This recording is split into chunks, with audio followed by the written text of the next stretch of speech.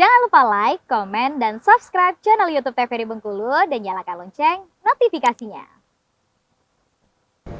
Buku adalah jendela dunia, benar sekali ya apa yang dikatakan orang-orang, karena dari bukulah kita bisa tahu tentang dunia luar. Walaupun sekarang di zaman canggih internet, tapi juga tetap yang namanya mengedepankan seperti saat kita membaca buku, kita harus membaca internet seperti apa, kita mau cari informasi kita juga harus membacanya. Dan kita akan lanjutkan kembali obrolan bersama dengan Pak Elvi. Nah, untuk Pak Elvi sendiri nih, awal karirnya untuk pada saat menjadi seorang penulis, buku apa yang ditulis oleh Pak Elvi? Sebelumnya saya lebih banyak ke lomba. Jadi hobi menulis itu kata teman saya atau kata seorang motivator, bila ingin menguji kualitas tulisan kita, ikutilah lomba atau sayembara. Oke. Ya kan? Kalau kita hanya menulis saja dibaca teman-teman, kita kan nggak tahu kualitas kita. Benar. Nah, ketika kita akan menguji kualitas karya kita, ikutilah lomba. Oke, karena di sana ada juri yang berkompeten gitu. Iya, kurator yang menilai gitu kan. Makanya sering ikut lomba. Alhamdulillah beberapa kali saya menang cerpen. Misalnya waktu Forum Lingkar Pena membuat cerpen Islami gitu kan, tahun 2001, saya ikut lomba di situ. Alhamdulillah juara 1 juga gitu kan. Misalnya di Unip membuat lomba se-Sumatera, alhamdulillah juara 1 juga gitu. Berkatur bahasa, membuat sayembara cerita anak, alhamdulillah kita juara 2 juga. Oke, ini tadi yang saya baca Pak ya, Haris si anak-anak pantai. Oke, nah kalau dari Pak Elvi sendiri menanggapi orang-orang atau teman-teman di lingkungan Pak Elvi yang menganggap bahwa sekarang itu kan orang yang hobi baca dibilang kutu buku, bahkan dari zaman-zaman dulu juga dibilang, wah kutu buku nih, sukanya cuma baca. Menanggapi hal itu nih, ada perasaan tidak enakkah atau gundahkah dari Pak Elvi? Saya kebetulan kutu buku yang gaul, Pak ya. Kutu buku yang gaul. Ya kita ada waktunya kita membaca buku, ada waktunya kita bermain sama teman-teman gitu loh. Jadi main bola, main sembar lakon, petak umpet, mancing dan sebagainya. Jadi saya nggak mengalami diolok-olok sebagai kutu buku gitu. Oke. Karena kan orang takut untuk membaca terus-menerus, akhirnya dijulukin sama teman-temannya, wah si A ini kutu buku nih, akhirnya nanti nggak mau baca lagi gitu. Saya mengalami zaman non internet ya, non internet. Jadi ketika kita mau sesuatu, mau memahami sesuatu, mengetahui sesuatu, kita harus membaca kan? Iya betul. Nah, kalau sekarang kan enak, tinggal klik pencarian gitu kan. Iya, mau apapun searching ada. Google ada. Kalau zaman kami misalnya tahun 95 ke bawah lah ya, SD, SMP atau SMA itu, ya kalau nggak membaca ya nggak tahu apa-apa gitu loh. Makanya ketika buku, dengan membaca kita mengetahui dunia. Betul. Tetapi saya ingin lebih. Dengan membaca saya mengetahui dunia, maka dengan menulis saya akan dikenal dunia. Wah, ini filosofi kata-katanya dalam sekali dan juga keren sekali. Dengan membaca kita mengetahui dunia, dengan menulis kita dikenal dunia. Kita dikenal dunia. Atau gini, dengan membaca kita mengenal dunia, dengan menulis kita dikenal dunia. Itu. Wah, ini keren sekali. Dan tantangannya seperti apa sih Pak Elvi untuk menjadi seorang penulis? Sebenarnya tantangan dari luar nggak ada sebenarnya. Lebih kepada dari dalam. Ya jadi kapan saya pernah sempat istilahnya vakum karena kehidupan ya. Gimana kita harus berjuang mencari kehidupan sesuatu nasi gitu kan, hingga membuat kita kehilangan momen untuk duduk untuk konsentrasi untuk menulis. Jadi itulah tantangannya. Jadi lebih pada semangat sendiri. Lebih pada diri sendiri. Nggak ada tantangan dari luar. Paling-paling kalau dari keluar awal-awal ya, dari keluarga. Misal saat saya hobi menulis, hobi berliterasi, akan ada ucapan, dape apo dari literasi. Nah, ini yang juga saya ingin tanyakan dari tadi nih. Dape apo gitu kan? Apo dape? Dape apo? Dape apo dari literasi. Betul. Emang bisa dapat makan dari situ. Benar. Emang bisa menghasilkan. Itu awal-awal ketika kita hanya menulis di mading, di koran dan sebagainya gitu.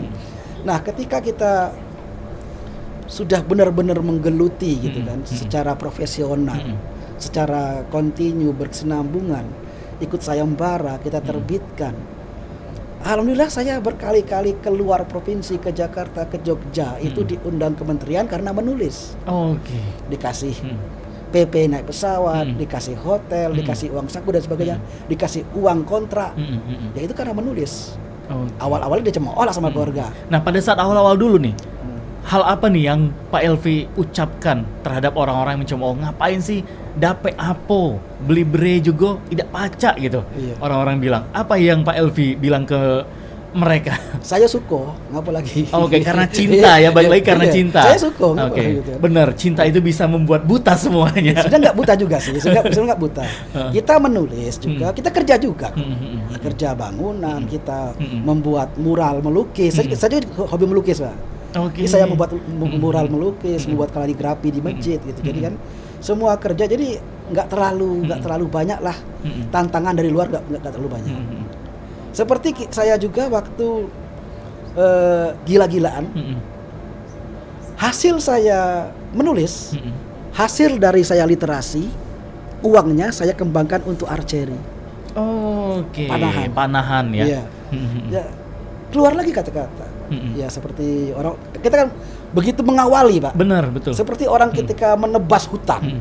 Woi gilo, hutan ditebas gitu kan. Ketika mulai ditanami, mulai tumbuh panen, wah iya udah. Akhirnya Gitu banyak kan. yang ngikutin. Iya, bahkan ingin menguasai gitu. Betul, betul. Bahkan pagar-pagarnya pun dirobohkan untuk ikut manen gitu kan. Gitu. Jadi seperti itulah saat di panahan gitu juga. Jadi setiap kita mengawali hal-hal yang tidak lazim atau tidak biasa, pasti akan ada omongan pro kontra. Tetapi itu ya nggak jadi masalah. Memang saya hobi, saya suka, saya menyenangi, mau ngapa lagi gitu kan. Dan memang terbukti gitu kan bahwa dari ya hobi membaca kita, saya sudah keluarkan 20 buku yang terbit gitu. 20 buku dan sudah beredar kemana-mana. Sudah beredar kemana-mana dan dikontrak kementerian, itu yang pentingnya. Wah, ini Ya. sangat menarik sekali, dari hobi membaca, menulis, dan sekarang dikontrak langsung dari kementerian. Dari kementerian. Oke. Dan buku yang pertama kali? Buku yang pertama kali terbit itu adalah Singaran Pati Raja Sungai Hitam. Oke. Nah, ini. Oh, yang itu ya? Nah, ini. Singaran Pati Raja Singaran Sungai Hitam. Nah, ini kan berarti menceritakan tentang dongeng atau kisah tentang si Raja Sungai Hitam. Iya. Nah, berarti di sana dari Pak Elvi melakukan riset juga dong? Pasti, pasti. Semua tulisan, bahkan bukan hanya buku ya. Saya membuat puisi pun riset. Sebuah puisi yang saya hasilkan itu riset. Makanya puisi saya selalu jadi juara 1. Oke. Iya. Nah, kalau tulisan cerita rakyat, kan kalau untuk risetnya kan jelas ya, ketemu dengan orang-orang setempat, orang-orang tetua di sana. Kalau puisi seperti apa risetnya, Pak Elvi? Kita membuat puisi bertema. Tema apa? Tema tentang budaya. Tema tentang sejarah. Misal kita bercerita tentang, misal judul ya, yang judul saya yang menang menjadi bintang puisi Rakyat Merdeka Online. Judulnya Ketika Dol dan Tasa Tak Seirama. Oke. Tahu dol kan? Benar tahu. Tahu tasa? Itu benda.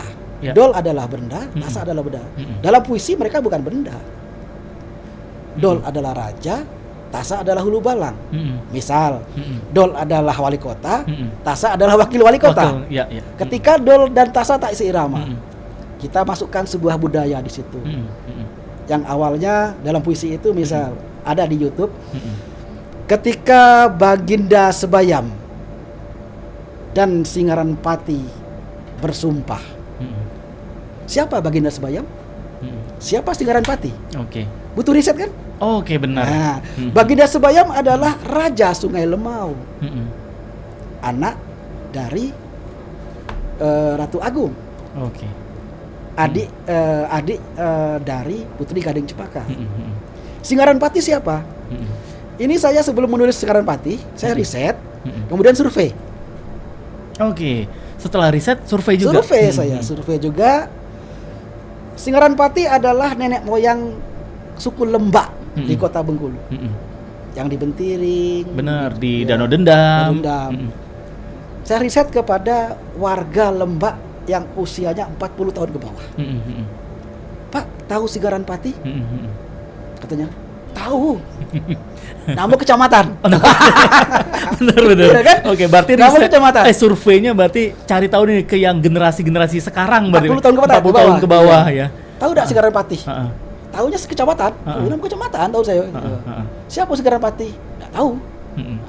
Padahal Sigaran Pati adalah nenek moyang mereka yang membawa mereka pertama kali mendiami wilayah Bengkulu. Nah, makanya Sigaran Pati Raja Sungai Hitam gitu. Jadi saya survei dulu, saya cari kemudian buka-buka naskah Melayu juga gitu kan.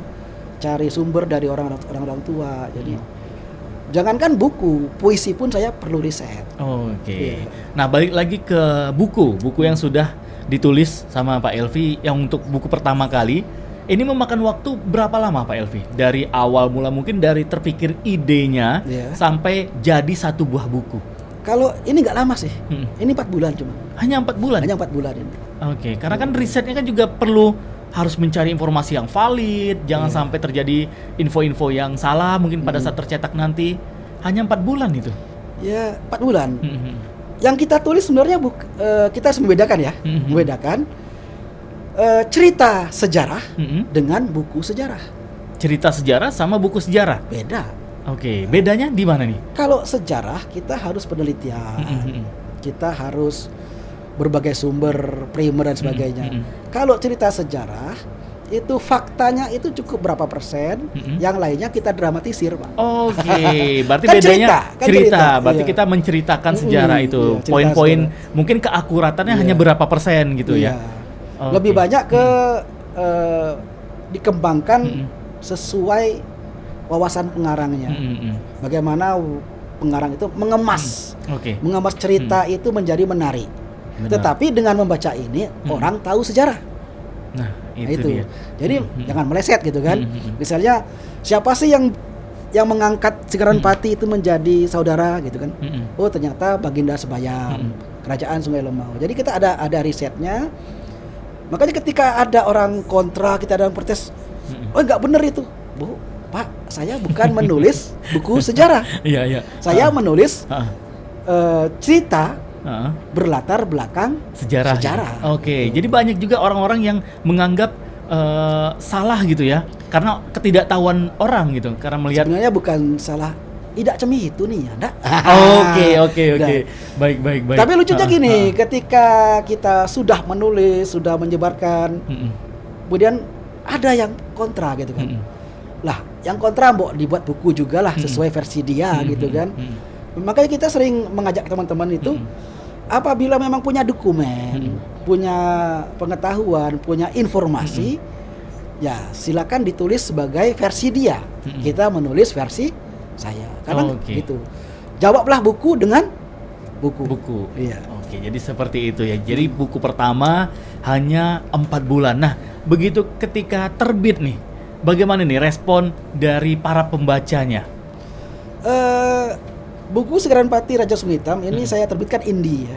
Indie artinya saya terbitkan, saya layout, saya edit sendiri. Semuanya serba sendiri gitu. Saya terbitkan sendiri, saya edarkan sendiri, saya jualkan sendiri. Dan saya jualnya juga ke sekolah-sekolah, Pak. Oke, ke sekolah. Saya hubungi kepala sekolah atau koordinator perpustakaan, saya penawaran ya. Kemarin sebelumnya saya buat banyak buku dulu. Ada 4. Untuk bukunya apa aja? Pak Elvi kita tahan lagi nih, biar pemirsa opini semakin penasaran. Yang pasti jangan kemana-mana pemirsa, kita akan lanjutkan kembali obrolan kita setelah yang akan lewat berikut ini.